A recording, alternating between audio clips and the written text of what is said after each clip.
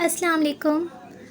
तो आज का टॉपिक है हमारा how to find oxidation state और how to find oxidation number.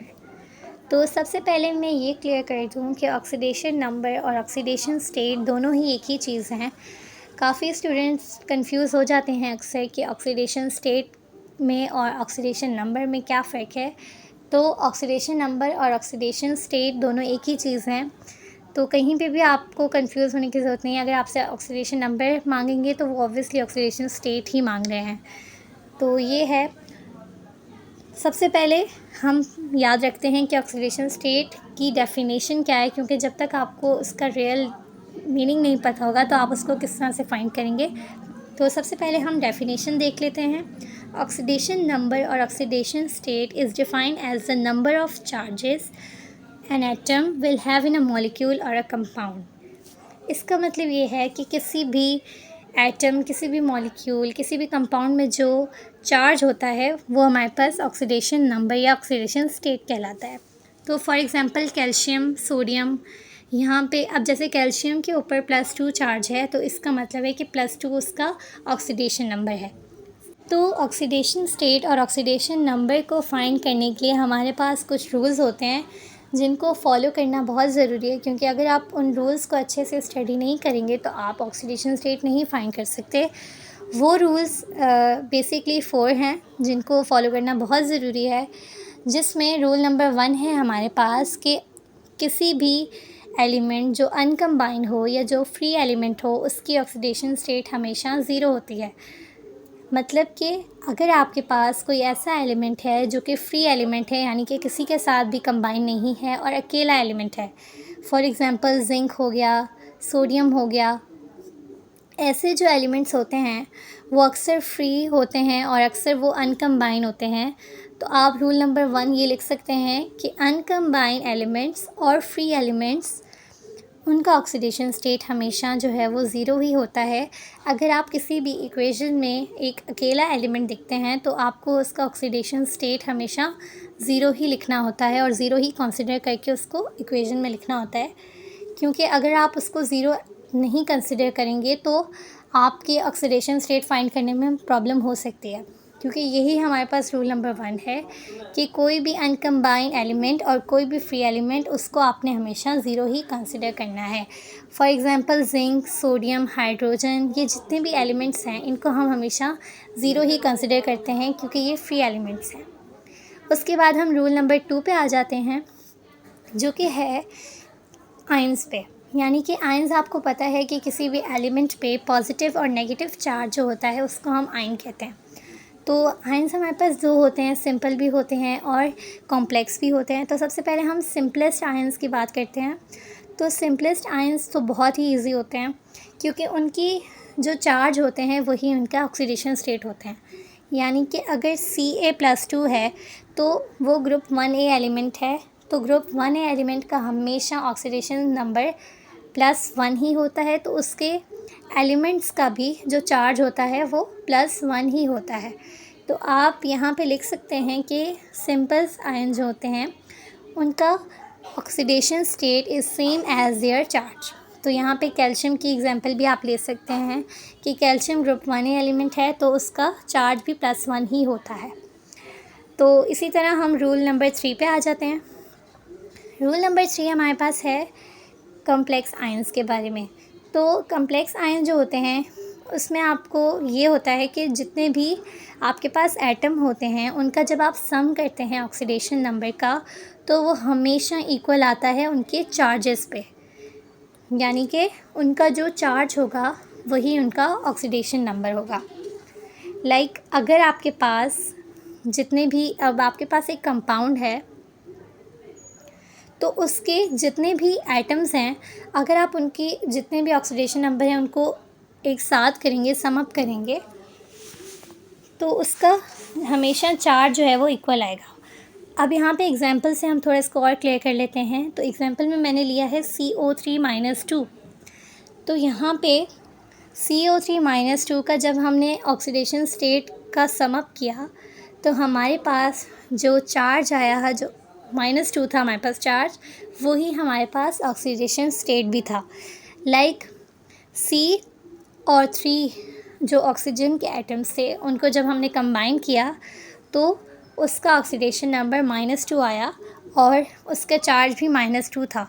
तो इसका मतलब ये है कि आप जब किसी भी कॉम्प्लेक्स आयंस को, जब उनके एटम्स को आप सम अप करेंगे तो आपके पास उनका चार्ज ही उनका ऑक्सीडेशन नंबर होगा। तो हमारे पास रूल नंबर 3 भी हो गया। उसके बाद हम आएंगे रूल नंबर 4 पे। रूल नंबर 4 जो है हमारे पास वो बहुत इम्पॉर्टेंट है। रूल नंबर 4 को आप ज़्यादा फोकस करके सुने, क्योंकि रूल नंबर 4 ही हमारे पास ज़्यादा यूज़ होता है। जैसे कि आपने यहाँ पे देखा कि हमने रूल नंबर 3 तक हम पहुँच गए हैं और हमने बहुत अच्छे से इसको कवर किया है, तो लास्ट रूल को भी आप उतने ही फोकस से सुने। तो यहाँ पे रूल नंबर 4 ये है कि आपके पास जितना भी मॉलिक्यूल होंगे, जितने भी कंपाउंड होंगे, जब आप उनका ऑक्सीडेशन नंबर अलग से काउंट करेंगे तो उनका जब अलजेब्रिक सम, यानी कि जब आप उनको ऐड करेंगे, जो उनका सम आएगा वो हमेशा 0 के इक्वल होगा। तो आप ये लिख सकते हैं कि oxidation state of any molecule, any atom, any compound जो भी अलग से भी काउंट होते हैं, तो जब हम उनको एक साथ लिखते हैं तो उनका सम हमेशा 0 होता है। ये आप इस तरह भी क्लियर कर सकते हैं कि आप इक्वेशन जब लिखेंगे तो आपने सारे एटम्स को लिखकर उनके इज़ इक्वल टू के बाद आपने 0 कंसिडर करना है, क्योंकि जितने भी एटम्स हैं, मॉलिक्यूल्स हैं, वो जब भी सम अप होते हैं तो उनका हमेशा ऑक्सीडेशन स्टेट या ऑक्सीडेशन नंबर हमेशा 0 ही होता है। तो हम इसकी एग्जांपल भी करेंगे, लेकिन उससे पहले मैं आपको कुछ इम्पॉर्टेंट बताऊंगी, यानी कि वो एलिमेंट्स बताऊंगी जिनकी ऑक्सीडेशन स्टेट बहुत बहुत कम चेंज होती है। मतलब आप उनको काफ़ी रेयरली देखते हैं कि कभी वो चेंज होती हैं। तो वो आप अपने पास नोट डाउन कर लें ताकि आप उनको इजीली याद कर सकें, क्योंकि कुछ एलिमेंट्स ऐसे होते हैं ना जिनकी ऑक्सीडेशन स्टेट आपको याद करना बहुत ज़रूरी होता है, क्योंकि उससे आप ज़्यादा क्लियर अप हो जाते हैं। तो पहले उनको कर लेते हैं। ये मैंने यहाँ पे एग्जांपल लिखी है रूल नंबर 4 की, K2Cr2O7। यहाँ पे आपने Cr का ऑक्सीडेशन स्टेट फाइंड करना है रूल नंबर 4 को यूज़ करके। तो सबसे पहले, उससे पहले हम एलिमेंट्स वगैरह कर लेते हैं, उसके बाद हम K2Cr2O7 का ऑक्सीडेशन स्टेट फाइंड करेंगे।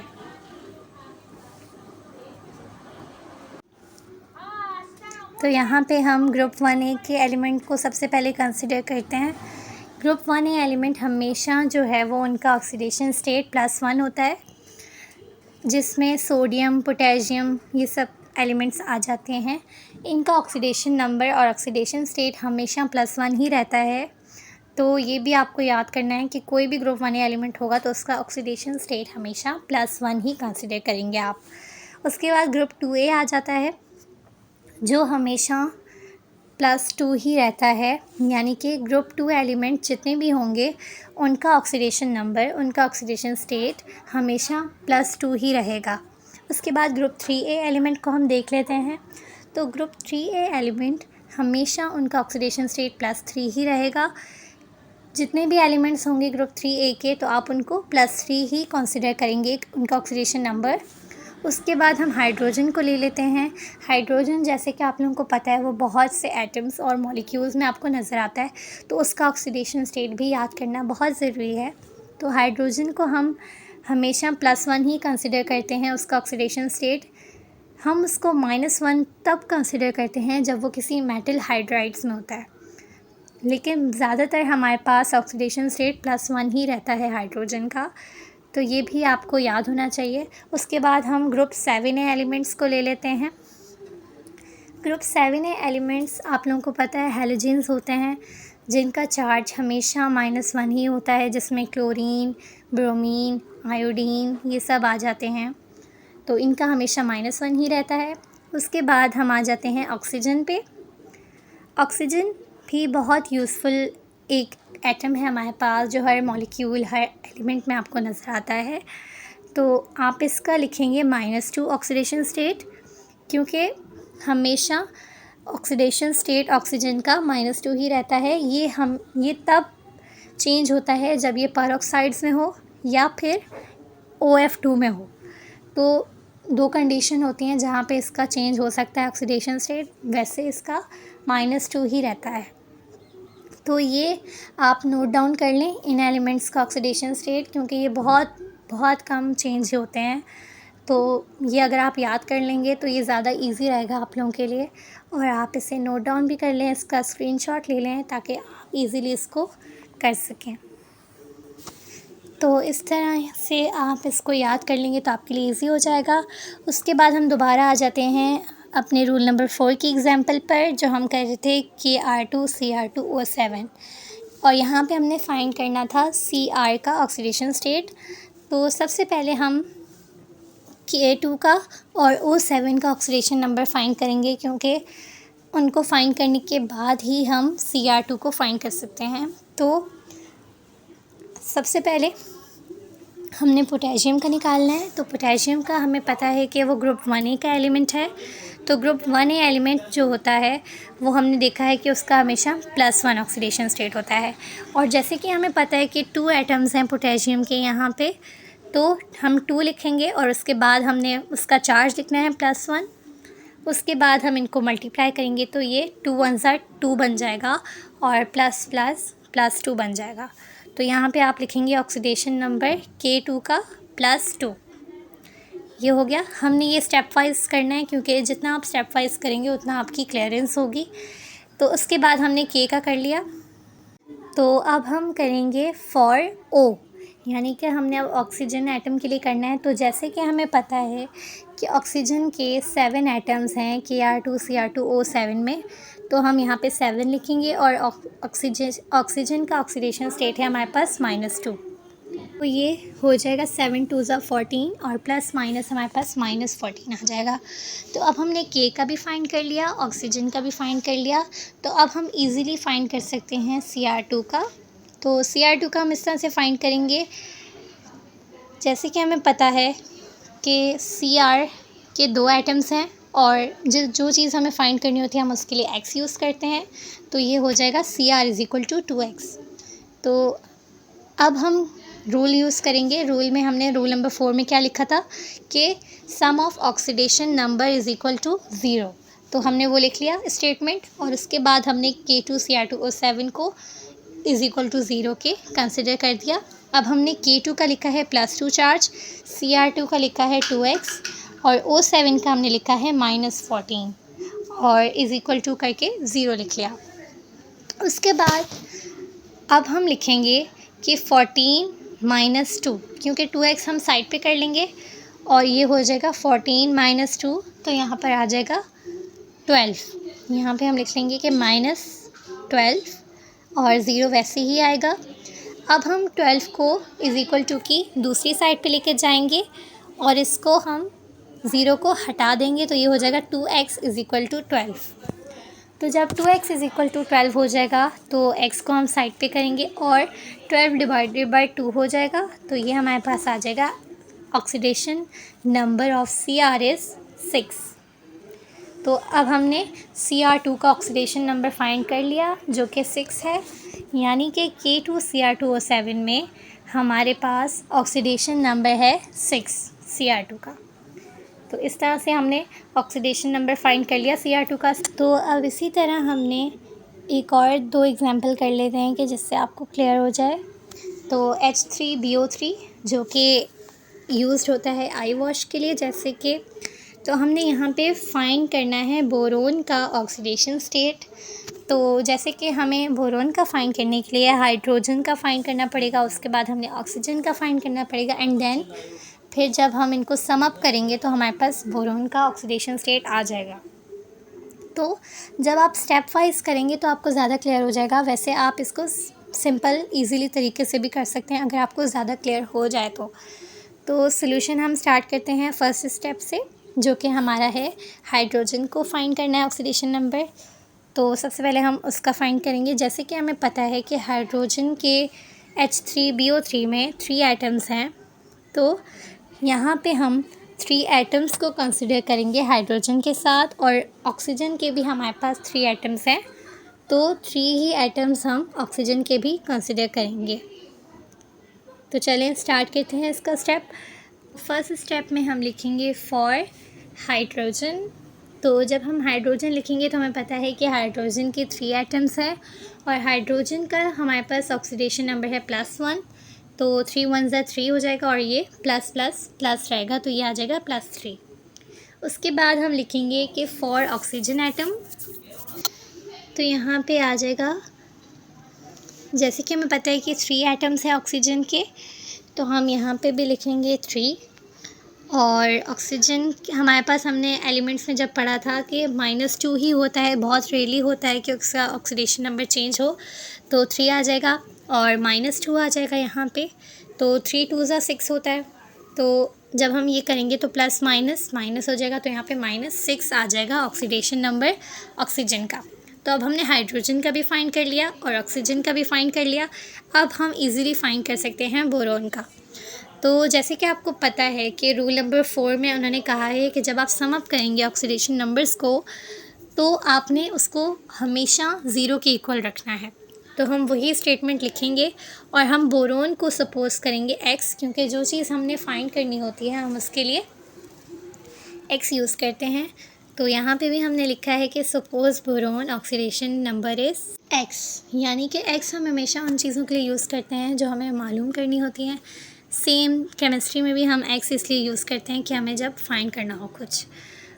तो यहाँ पे हमने लिख लिया स्टेटमेंट कि हमने सपोज कर दिया कि बोरोन का ऑक्सीडेशन नंबर x है।